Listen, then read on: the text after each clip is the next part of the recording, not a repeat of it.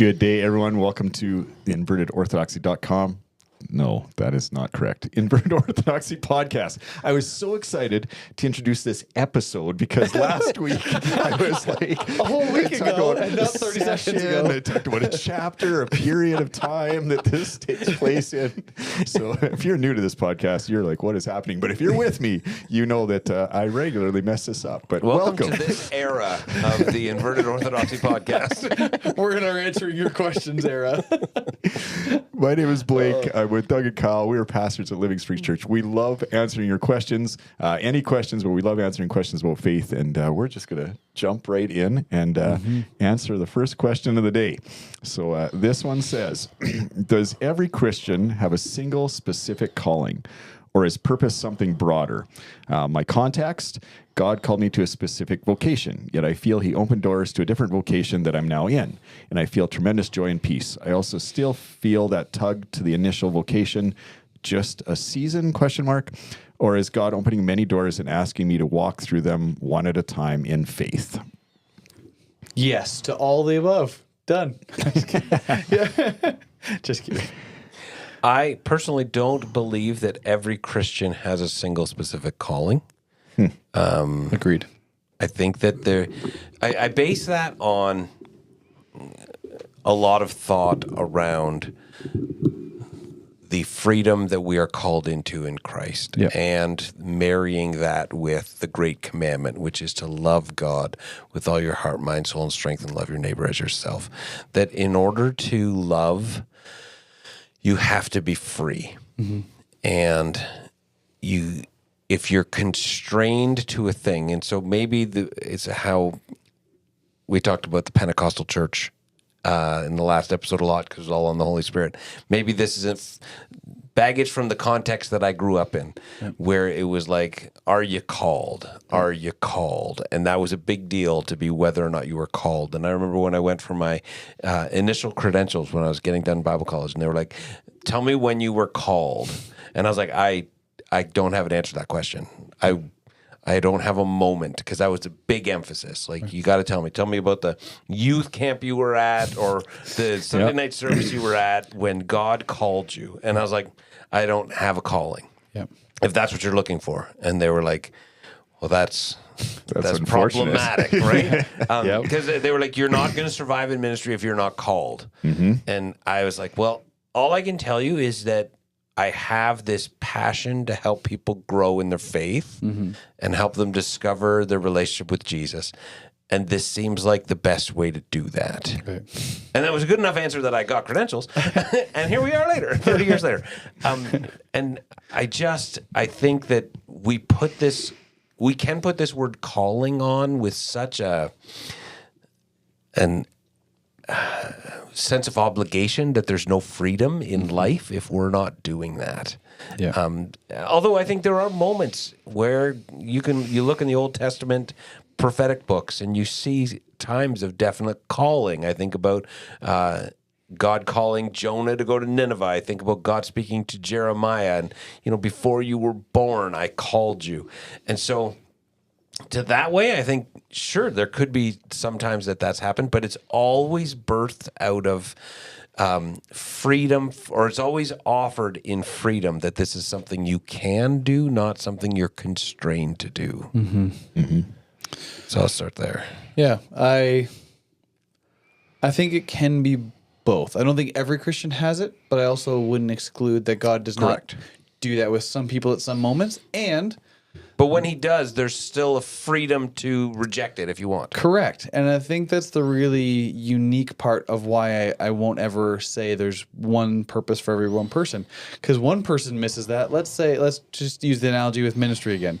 If one person was supposed to become a pastor, then 20 years later, they're supposed to lead the service that leads somebody else to feel the call to become an accountant, to be able to, the whole thing is so contingent upon one thing. And maybe this is my theology as an open theist coming into play too. No, that either way. Right? Of the freedom for God to be able to continuously work his will out isn't missed by one moment. This is why I don't believe that there's just one person for any one person to marry. Allie and I have said that absolutely. over and over again. You can marry anybody. And then the minute you make work on that, there's no falling in love enough that will sustain you for a lifetime. Like, there isn't just one person, because if one person married the wrong person by accident, then the whole thing's thrown off. I think the same is true for God's calling. And I think there's both God responding to the life that somebody is in the midst of and either suffering under or living towards, that God can then use that and call you into something unique, but you have the freedom to reject it. I've long read into the lines ending Genesis chapter 11. Where God is speaking to, I think, Terah, Abram's dad, and Terah took Abram his son, and Lot and Haran and his grandson, and Sarai his daughter-in-law, and his wife Abram and his son, and went out with them from Ur of the Chaldeans to go to the land of Canaan. And then they went to Haran, and they settled there. And the days of Terah were 205 years, and Terah died in Haran. And I don't know if I heard a sermon or if it was just in my own devotional time at some point. I've always just started to wonder, like, why did he start? Like, the author of this part of Genesis indicates that he was on his way to Canaan. Yes, and stopped. And then he stopped. Is the author covering up that maybe he was called and he was supposed to be Abraham? He was supposed to be Abram, and God was going to work through Terah? And so maybe it was his father that also had the same call. And how many people missed that call? And so we just pick up the story of where it works out. Of where maybe this is heresy. And if I've got any Catholic friends who listen or watch this is definitely going to cross that line. Like, what if Mary wasn't the first one that Angel Gabriel talked to? And Mary responds in like, yes, whatever the Lord wants to do. Or I what if welcome it. Mary would have said no? Correct. And so maybe if there was 3 other people before Mary that said, no, I can't take that Or Mary on. was the first, but there was a backup plan. Correct. Right? Like, all these things have God able to work throughout human history and respond because he's given humanity freedom. And his desire is ultimately for our hearts to be refined and to be purified enough that we constantly, through all of our humanity, are saying yes to him. But the only ability for that to be true and to be achieved means we have to have the freedom for the no's. And so don't think there's one specific plan, because one, even if that plan was there and then I missed it, did I miss my chance and God had to call somebody else in and now I can never get back to it? I think that cuts off the ability for redemption also. I was going to say, that's the piece to me, Kyle. I don't always agree with you on your theology when you say you're open theist or whatever. Right? And I grew up very sovereign, right? In that God controls everything. So, but I do agree with you in the sense that God is a God of redemption. Yeah. And I see that all the time. I see it in my own life. And I think if I was to ask you guys, you'd share stories just like I'm going to say, there has been moments where I have known I have missed it. Yep. Like I've just walked out of interaction with someone and gone, there was something God was definitely asking me to do. Yep. And I was a solid no. Like, I I had my Jonah moment there, right? Like Yep. and then, obviously that leads me to question, like, will I get another moment? Was that my destiny? Like, was that it? Like, and Yep. I'm happy to say, I don't think so. I think that God has given me many other opportunities where something has happened. And I pray that in that moment where I know I missed it, that God had a backup plan and something else happened. And I do think that's probably the case because I look at our world and go, God seems to always be working. Yeah. I don't think he was too worried that Blake Hardy was going to miss that one and be like, well, shoot, that guy and his family and all the people that he would have, they're all done, right? Yeah. So I love the redemption in it. I don't know how the theology works. I don't know if it's freedom or controlled, but I'd agree with, I think, what you guys are saying. There seems to be times and spaces where God is definitely leading someone to do something. Yep. And either sometimes they do fail, as my story, which I just shared, or sometimes you walk right into it, and whether you like it or not, you act as God has wanted you to, and it's awesome. Come over to the open theist side, Blake. But Water's then, warm. but then there's also a freedom and all that too. So I just think I'd agree with you. The other thing I wanted to say this, I'm just so aware, and I might have said this on the podcast somewhere before, so aware that it's funny. I have held up people in my life, stories of the Bible where I read it and go, oh my gosh, David, Daniel, whoever the character was, like, man, they're a person of God. Like, they just got it so right. Yep. And I believe that, but also realizing it's a story about one moment out of the however many years they lived. Yes. And is that it? Like we're just put on this earth to have this one moment that defines our entire life? And I go, that can't be true. Like there's more to the story. There's moments where we fail. There's moments where we do good. Yeah. Like, I don't know. Are we put on this planet for one specific, this moment, and that's it? And then all the rest of the years we just get to do whatever we want. No, it doesn't matter to God. Like, I think that there's a sobering truth there. Yeah. That our entire life can be defined by one moment. Yeah. For good or for bad. Yeah. And what we do in the times that nobody sees and nobody knows is what ends up deciding how that moment is played out. Yeah, that's good. Yeah. That's a deep thought. Yeah. Yeah. It's incredibly important. At the same time, I think the specific calling each one of us is responding to is to become more like Jesus as a part of the whole. I think that's Paul's language on the body. There is no one person other than Jesus who's going to be able to be all things. And so he's calling each one of us to respond in a unique way to him and to contribute, but never to be able to achieve all of it. Yeah. To be able to be alongside the rest of humanity who is becoming a kingdom that is in response and following after and living out the way of God. And so that's the call that each one of us is supposed to have. That if you want to call it broader, yes, but there's this specificity of you're responding to the life that you have been, like I said earlier, either suffering under or living up to. So there are a number of people who face incredibly difficult lives, and God asking them to do something. We hear some of those stories where I made it out of the ghetto and out of the abuse and all those things, and now I'm the head of such and such a ministry or organization. I've done a great job.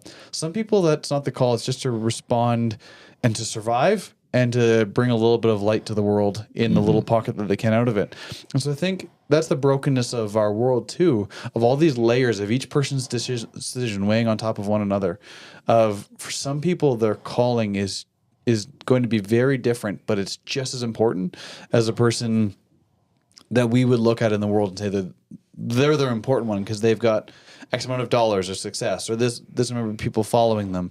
Like our humble response to God as individuals is the call each one of us is given, and then the ebbs and flows based on life.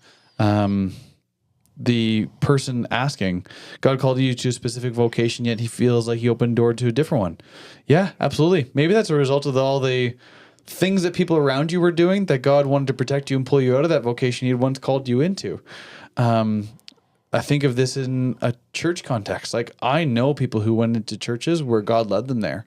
And the two sides can be true. One, that calling does not justify you forever. Of you can then screw it up and make a bunch of mistakes and disqualify yourself from the calling that once God had put on your life. And two, you can be living towards that call and the rest of the church can make a bunch of choices that are really messed up and God will protect you out of that situation. And so both can be true because I believe God is responding by his grace to the humanity's free will that he has given us and beautifully able to bring about his will as a result in every one of those stories and every one of those choices. Mm-hmm. With this tug back to the initial vocation that you express, I would just encourage whoever asked this question to spend a little time praying into and thinking about whether or not there is some new form of what that might mean. Yeah. That God might still be interested or seeing if you're interested, or God might have put that desire in you that you still have. Yeah. Right? Sometimes we presume beyond what God has said. Yep. Right? God says A, we assume B and C. Yep. And I'm not saying that's what is happening in this situation. Please don't hear that. But sometimes what happens in life, the way things play out is not what we anticipate, or the way that we think God is going to move. I think when you see Moses early in his life and he kills that guy, it's because he recognizes his people are suffering and he wants to. The Bible doesn't make it clear that Moses is like, I'm your deliverer, but there sure seems to be a bit of savior complex there. Yep. Right? Then he goes out into the wilderness and he spends 40 years, and I'm sure he thinks that dream is dead. That dream gets fulfilled in a way he could never have imagined earlier in his life. Yeah, true. Right? I do think that it's quite possible that maybe what you understood God was saying, maybe it's still there. Maybe it's just its form is going to be ultimately. Its form is ultimately going to take a shape that's going to be radically different than what you could have ever foreseen. But when you see it in its completed form, you're going to go, "Oh my word! Yeah, now I get it." yeah. And you may never know how many different routes God could have gotten you there. Like, I love that you just brought up that Moses story, because again, how beautiful could it have been if God placed this incredible chosen instance where Moses gets brought into Pharaoh's palace and he's raised under the education system of Pharaoh and under Egypt. And then he finds favor in the sight of his adopted grandfather, and actually becomes chosen to be the next Pharaoh and releases the Israelite people. Like, that could have been the story too. And we don't get that story because of the incident at that moment. Maybe that was a failure. Maybe that was what was meant to happen. We just don't know. And those are the kind of stories that I go, we don't ever get to understand until God reveals it on the other side of eternity. Maybe he had a hopeful path, and how many times human choice screwed that up, and how he continuously just brings us back to that story of redemption for his will to ultimately be achieved. Yeah. When I was in high school, I remember saying to my mom, when I get done high school, I'm moving out of Kingsville. Yeah. And I'm moving as far away as I can. Yeah. I'm moving to Vancouver.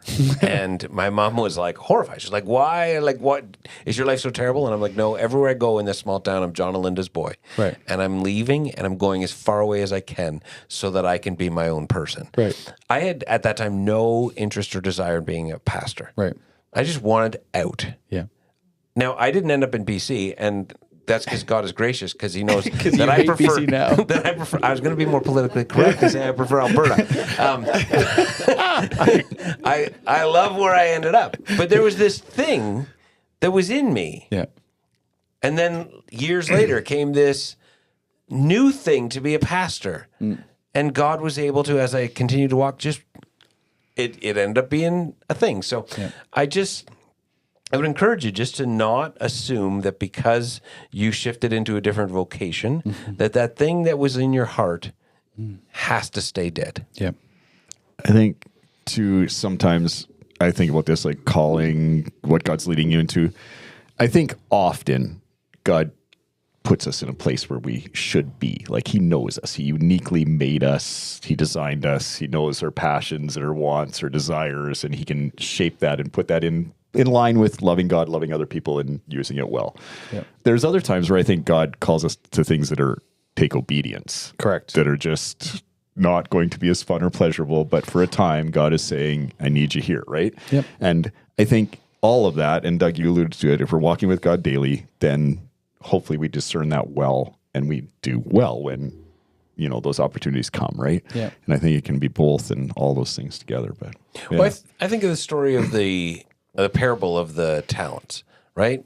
Different gospels have a different, like 10, 5, and 2, or 10, 5, and 1, and then 5, 2, and 1 in the other gospel. I can't remember the numbers. Like, what's not mentioned in the story is one of the servants coming back and being like, you know what? You gave me those talents. I put them to work, and everything was going great. And on the way here, I was robbed, and I have nothing. Yeah. Like, and now this is purely my conjecture. Yeah. Right? I think that servant gets rewarded. I think that is how gracious our God is. Yep. Right? We hear, you gave me 5, I made 5 more. You gave me 2, I made 2 more. And then contrasted that with the guy, I buried it because you're a cruel master. Yep. Right? And that's the point of the parable. So that's all the parable has to be. Yep. But and so we take that and we're like, therefore, if I'm being faithful, growth, success, has to be however I've reproduction. defined it, is always the end result of that. Yeah. Right? Well, that is not accurate at all. I mean, I Correct. believe it's to Jeremiah that God says, you're going to go and your ministry is going to be to preach prophetic words to people whose hearts are hard and ears are closed and they will not listen to you. Yeah, they're going to throw you in a well. They're going to... Yeah, right? And you just, Yeah. that is not the idea we have of success in the calling that we have. And yes, I think you talk about the calling can be shifted because of an unresponsiveness or hardness in a church to save us. But also that calling can be at times to go and suffer, Yep. unjustly even, Yep. for the greater good that God could say, I gave the opportunity for redemption and you rejected it. Yeah. Which is a profoundly difficult thought to want to accept in some settings. Totally. All right, let's jump into the next question. We don't have a lot of time for it, so it might be an overlap question, but I think we should go do 6:10 then, if we've only got a little bit of time. okay. All right. So next question says, could God create a rock so heavy he could not lift it? I'm totally kidding. This is a philosophical paradox. The question is illogical and doesn't align with the nature of God. Still funny to think about, though. I thought there was a question. Sorry. I thought the person was asking. You clearly have not read the question. I don't. Because when you said we'll go to 6:10, I was like, that one's not going to take long to answer. So if we're going to get philosophical, though. Could God create a rock so heavy that he couldn't lift it, but that he could with a fulcrum? Well, there are many little rocks that God could not lift because God came also as Jesus incarnate and was fully limited by human limits. And therefore, there were rocks that Jesus was not able to lift. Done. Yeah, but he could use the force. Only if he saw the Father doing it. There, But could Jesus lift that rock now with his resurrected body? We did talk about this a few weeks ago. Yeah. Because that was a new thought to me, that Jesus is still limited to an incarnation. But limited to incarnation in a resurrected body. This is definitely also fishing for questions. Here's something I've learned recently as I've been trying to listen to some Orthodox teaching. Is most of your teaching unorthodox? No, Orthodox Church. They hold that Jesus was always incarnate. And so that wasn't an event that happened at 2,000 years ago at the birth, but that he always had been in a body. And that from even the beginning of creation, when humanity's made in the image of God, that's based on the already incarnate Jesus. Well, that might be a whole fun conversation to have. That might be, I guess, depending on how you view God. Because he is the lamb slain before the creation of the world. So I can see how they could get there. Absolutely. If you're an open theist and you believe God is within the realm of time, that becomes something you have to think about. But if you believe God exists outside of time, then eternally he was, and eternally he also was in his pre-existent state. Correct. So at that point, it becomes Schrodinger's cat. So there's a lot of fun there of maybe there was limits that Jesus always. Yeah, because that. And God's never changing. So back to a sovereignty or freedom perspective, there has been somewhere in my lifetime this idea that Jesus gave himself, he freely gave himself for that. Well, John 1, the word became flesh. Yeah, if you're talking about before time, I guess he still could have made that choice, but if it's before the creation of the world, then you could throw in that God sovereignly chose Jesus. I'm sure there'd be responses to that the Orthodox Church would have. But I am just throwing an idea I am very newly aware of. Totally. So I'm not going to pretend to defend it, and I would have probably some of the same questions. Yeah, you're but it's a super fascinating thing I've come across. Well, my question is, if he eternally had a body, how did he have a body before creation? And these would be questions. But that's my initial question. Is that there's not even space for him to float around in at that point. Correct. So there's chariot. He could be just floating around with Elijah's chariot, teleportation. There's no creation. You can't have a chariot. Creation. There's nothing physical. Well, they didn't know to call it a chariot. It just was. But there's nothing physical. So that would be interesting stuff. But I think back to the logic of things, though the rock question I think can be settled in different ways. The one that I don't think can be is, can God make a square circle or a circle square or whatever it is? Those complete illogical fallacies of... You think that can't be answered? Well, no, I think that one's the one that is easily answerable. I think we can answer, can God lift a rock? Yeah, by his spirit, so on and so forth. But can God make a square circle? No. God can't break those laws of logic. Well, it's not a law; it's a definition. Yeah. Right. Yeah. So God can't make 2 + 2 = 3. If you redefine what a square is, sure, right? But we've just made those words mean a certain thing. Yeah. Yeah. Awesome. I wasted some time on a not question. We're gonna wrap up then. I gonna get out am of sure here. we just asked for a bunch of other questions here. There's no easy segue there. Thanks for joining us on this episode of the Inverted Orthodoxy Podcast. We hope you enjoyed your journey learning about we don't know what and found some thought and insight, and hopefully it provokes some questions. We love answering them. Check out invertedorthodoxy.com where you can submit your questions, and we will see you guys next week. See ya.